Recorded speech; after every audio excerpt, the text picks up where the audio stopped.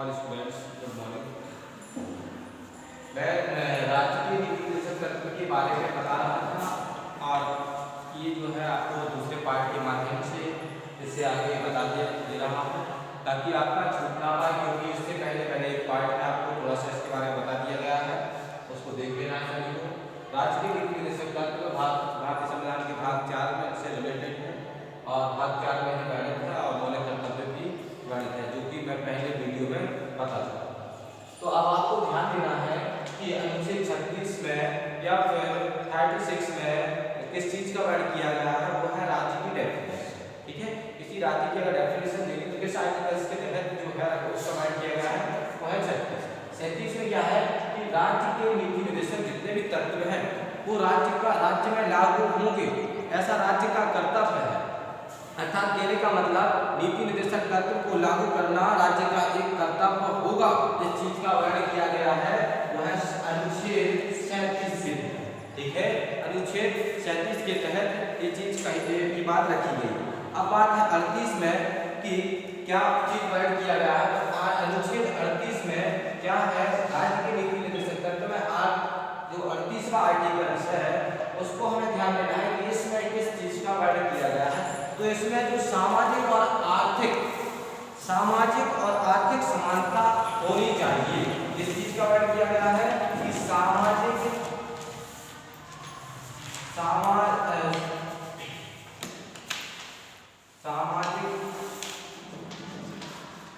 और आर्थिक समानता होनी चाहिए। ठीक है, समानता हो, अर्थात अनुच्छेद 38 के तहत सामाजिक और आर्थिक समानता होनी चाहिए। राज्य के नीति निर्देशक तत्वों के जो अंतर्गत अनुच्छेद 19 वाला है उसमें हमें ध्यान देना है।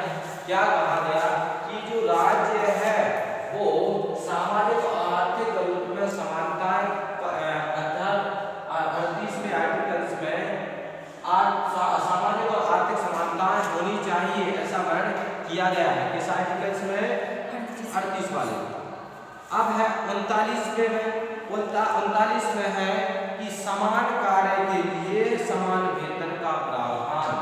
अर्थात कहने का मतलब है कि जो आर्टिकल 39वां अनुच्छेद है इसमें किस चीज का वर्णन किया गया है कि अगर कोई कार्य ऐसा है जो कार्य एक तरह से सभी लोग कर रहे हैं तो सभी को एक जैसा वेतन होना चाहिए।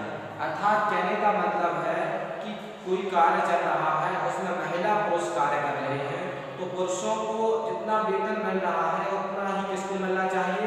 महिलाओं को मिलना चाहिए। अर्थात इसमें ये कहा गया है समान कार्य के लिए समान वेतन का प्रावधान होना चाहिए। अब कार्य करने वाला चाहे वो महिला हो चाहे पुरुष हो, दोनों को एक जैसा देखा जाना चाहिए।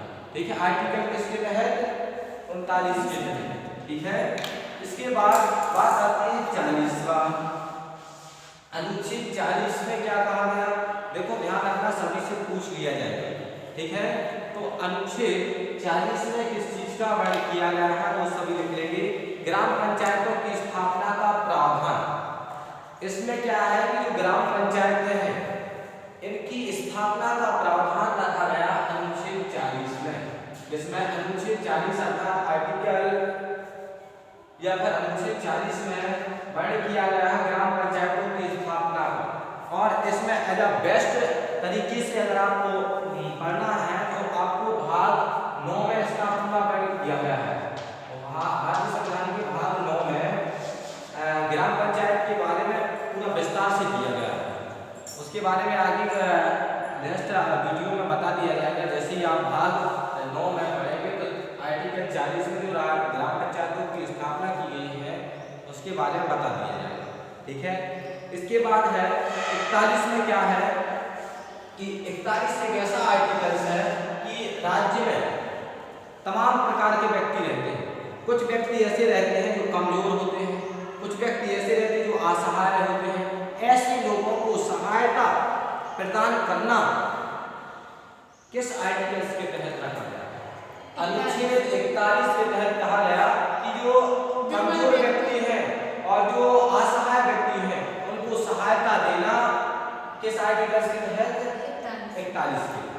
ठीक है, ध्यान रखना है 41 के तहत रखा गया है कि यदि कोई व्यक्ति असहाय है, कमजोर है और पीड़ित है तो उसको एक प्रकार से सहायता प्रदान करना अनुच्छेद 41 है।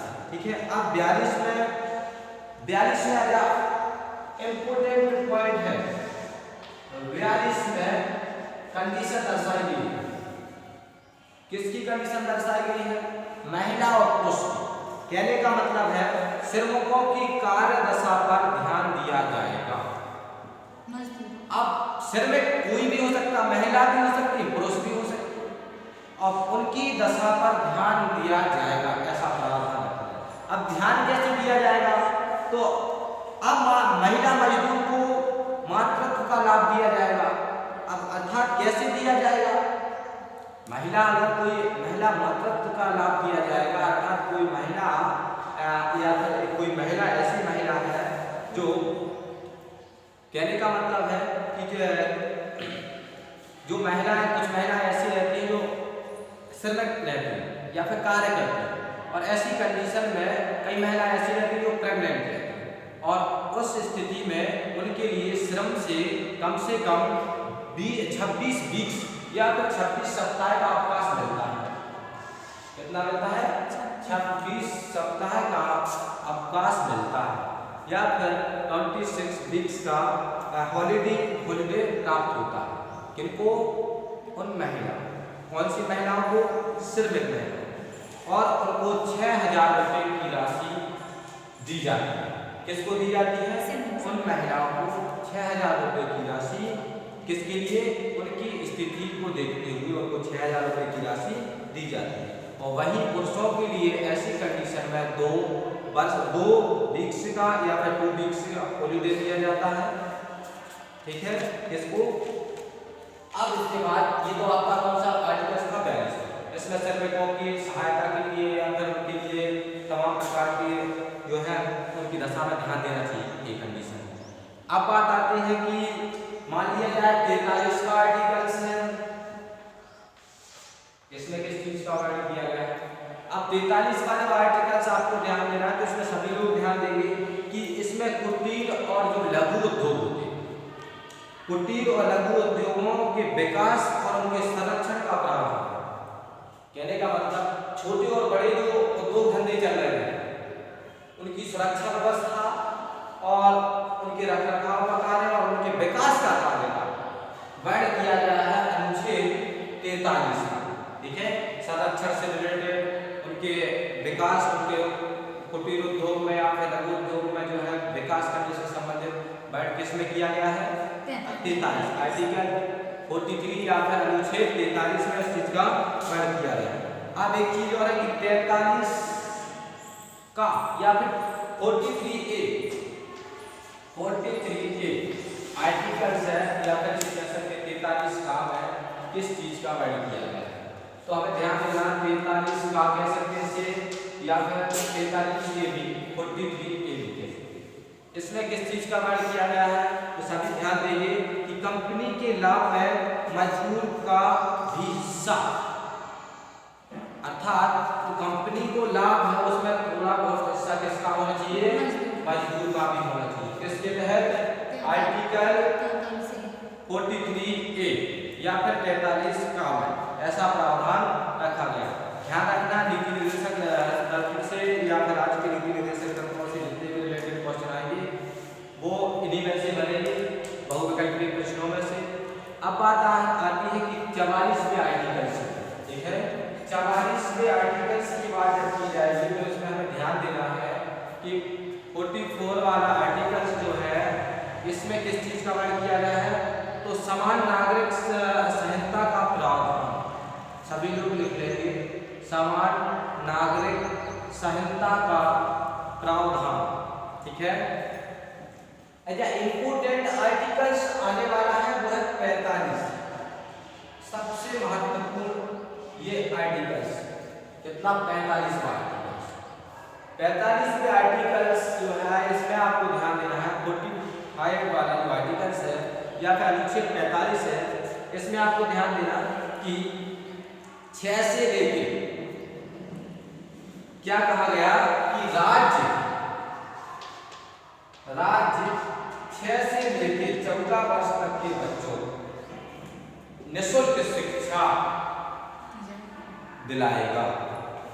किस चीज का वर्णन किया गया कि 6 से लेकर 14 वर्ष तक के बच्चों को निःशुल्क शिक्षा दी जाएगी राज्यों को।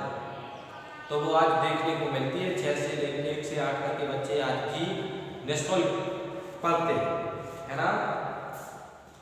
अब ये तो हो गई सार्वजनिक बात। अब आती है कि 46 में भी एक महत्वपूर्ण बात रखी गई। क्या बात रखी गई कि इसमें सबसे महत्वपूर्ण बात क्या रखी गई 46 में कि SC/ST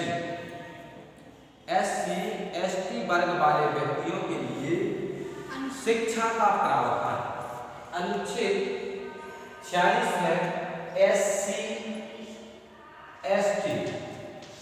दोनों वर्ग के व्यक्तियों के लिए शिक्षा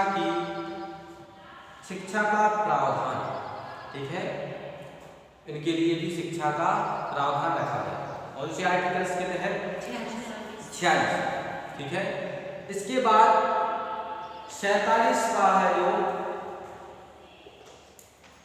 47वां आर्टिकल्स को हमें ध्यान देना है। 47वें आर्टिकल्स में किस चीज का प्रावधान रखा गया वो हम समझेंगे। तो 47 में नागरिकों के शोषण या नागरिकों के पोषण स्तर पर या पोषण स्तर का प्रावधान। नागरिकों के पोषण स्तर का प्रावधान, नागरिकों के पोषण स्तर का प्रावधान। अब पर्यावरण से रिलेटेड इसमें से कैसा क्वेश्चन रहेगा कि जो बहुविकल्पी प्रश्न बनेगा तो ध्यान रखना 48वां एक ऐसा आर्टिकल्स है, 48वां एक ऐसा आर्टिकल्स है, ऐसा अनुच्छेद है जिसके तहत हमें सबसे महत्वपूर्ण बात ध्यान रखनी है कि 48वें आर्टिकल्स के तहत पर्यावरण संरक्षण की बात की गई। पर्यावरण संरक्षण की बात की गई, ठीक है। किस चीज की बात की गई? पर्यावरण संरक्षण की बात की गई है। 49 में देखिए, 49 में किस चीज का वर्णन किया गया है? आर्टिकल 49 में वर्णन किया गया है ऐतिहासिक इमारतों और स्थलों की संरक्षणता का प्रावधान। अर्थात कोई राज्य में कोई ऐतिहासिक इमारत है या कोई ऐसा स्थान है जो ऐतिहासिक है, उसका रखरखाव का कार्य जो है किसका है? राज्य से देखेगा। कौन से आर्टिकल्स के तहत? 49 के तहत। कोई बड़ी राज्य में कोई ऐतिहासिक इमारत है या एक ऐसा स्थल है जिसे रखरखाव योग्य है, तो उसे राज्य अनुच्छेद 49 के तहत रखरखाव करेगा। 50 में अनुच्छेद 50 में कार्यपालिका और न्यायपालिका की शक्तियों का बंटवारा किया गया। कार्यपालिका और न्यायपालिका की शक्तियों का बंटवारा किया गया 50 में, अनुच्छेद 50, ठीक है।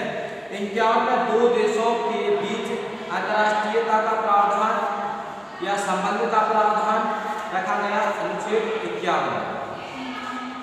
अनुच्छेद 51 में दो देशों के बीच अंतर्राष्ट्रीयता का प्रावधान, अंतर्राष्ट्रीय का प्रावधान। और इसके बाद आपके